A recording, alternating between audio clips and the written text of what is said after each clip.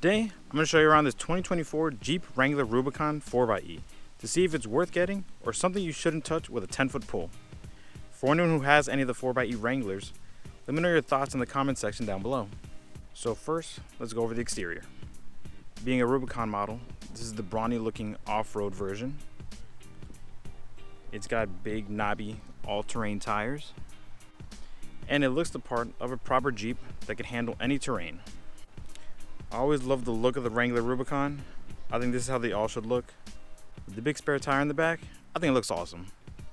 You get the classic boxy Jeep look with the round headlights. It's a modern take on the classic Jeep formula, and it looks great. At first glance, you probably can't even tell that it's a hybrid until you start noticing the blue accents all around. Blue is Jeep's hybrid color. You have it here on the tow hooks, on the hood, the badge, and various other spots around the car. Next, let's head inside.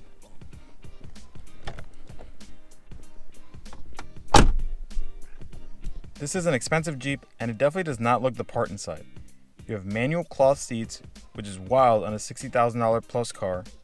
All the button and switches seem durable though, and can handle some abuse. You can easily adjust everything while wearing thick gloves. The seats are not the most comfortable, but they're not the worst either. You get a satisfying clank when you open and close the doors. You have great visibility. I have no issues checking my blind spots, which is good considering blind spot monitoring is not a standard feature here. Regarding tech, you get this nice center gauge cluster with a screen in the middle and some physical gauges. You can display a bunch of different information. You can even show your pitch and roll for off-roading. You get this nice center display with wireless Android Auto and Apple CarPlay. You have dual zone climate controls, USB A, C, and a cigarette style outlet. And you get a bunch of off-road goodies. You can switch between 2-wheel drive and 4-wheel drive with this lever here. You have an off-road mode, a sway bar disconnect button, front and rear differential lockers, and this button right here is like cruise control but for low speeds when you're crawling on loose terrain or rocks when you're off-roading. So this model is the 4xe, meaning it is the plug-in hybrid model. I'm not a fan of hybrids in general, but plug-in hybrids seem to be more annoying to me. You have to fill it up with gas and plug it in somewhere to get the real electric benefit. I'd rather just have a regular mild hybrid system or a full hybrid that doesn't require plugging in. This model has some serious grunt though. The turbo inline 4-cylinder and electric motors provide a combined 375 horsepower and 470 pound-feet of torque. For a 5,200 pound truck, that's plenty. This thing hauls ass when you stomp on the accelerator. Aside from the hybrid drivetrain, you can get 3 other engine options: a V6, turbo inline 4 by itself, or big brawny V8.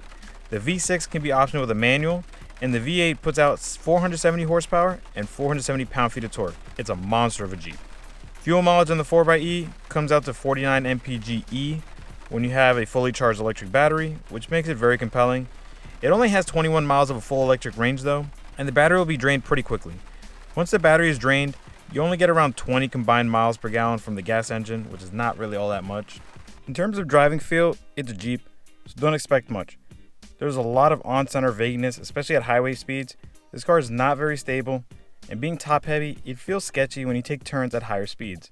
If you want something that handles better, then get a street-focused model like the Sahara or Sport. Those perform a lot better on tarmac.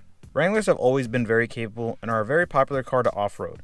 You will not be disappointed with the Rubicon, whether you get the hybrid model or not. You supposedly get less road noise with the newer models, but I still noticed a lot of road and wind noise on the highway. But what do you expect on a car that has easily removable body panels? So the car is not particularly roomy, especially in the back seats. It's alright though. I got decent knee room. I'm sitting behind where I would be if I was in the front seat. Headspace is pretty good, especially with these panels. You don't really have a headliner. You just have a gap here to the removable part on top. You get some climate vents in the middle. Both USB A and C ports, 2 of each. A household style outlet. Since it's the hybrid model, instead of storage underneath the rear seats, what you get is your hybrid battery, so you do lose some storage there.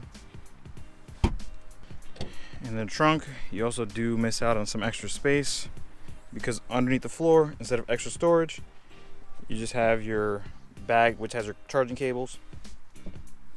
And overall, the trunk is not really all that long. You also get this bag here so you can store your roof pieces for the front, for the removable roof. This Rubicon 4xe starts at $61,395.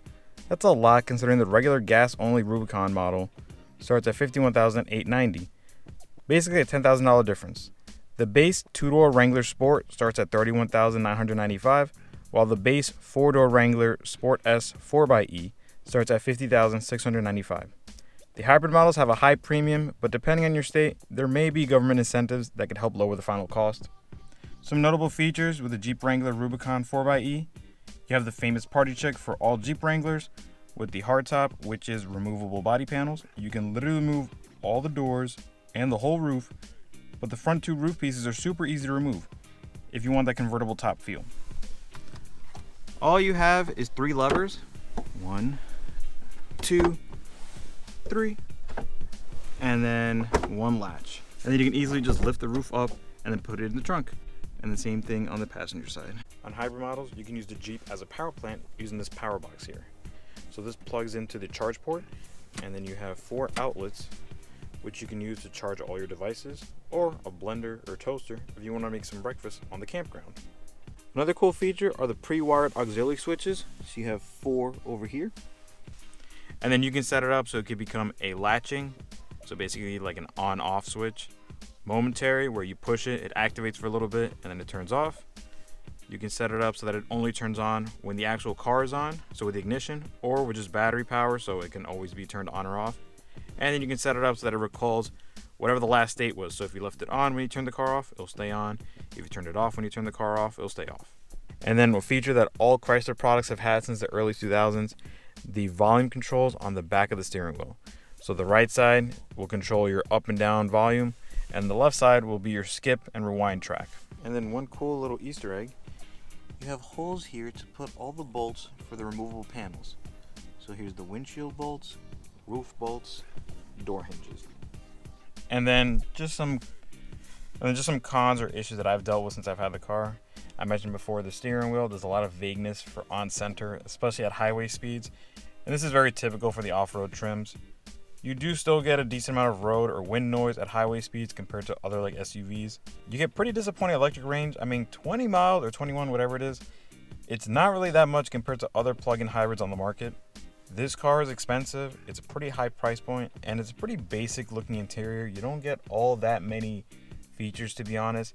Like, yeah, you have all the off-road stuff, which is great, but I mean, a lot of standard safety features that all other cars have, this one doesn't even come with. You can option some of them, but like, that's kind of ridiculous for $60,000 plus to not even have like blind spot monitoring or like a lane tracing assist or like all these other features that cheaper cars already have. Also, one other thing to mention, if you're a fan of the 2-door body style, you can't get the hybrid like that. The hybrid only comes in the 4-door body style. So there it is, the Jeep Wrangler Rubicon 4xe. Honestly, I'm not sure how to feel about this. It's one of the most popular hybrid models in America, but I think it's because it's a Wrangler, not necessarily because it's a good hybrid. I think a regular hybrid or mild hybrid version would be a lot better. This setup is annoying to deal with, and if you don't keep the battery charged, you don't get that much of an electric benefit. But if you want a Wrangler that's a little bit more practical, this could be the one for you. If you're interested in more car reviews, check the videos on screen.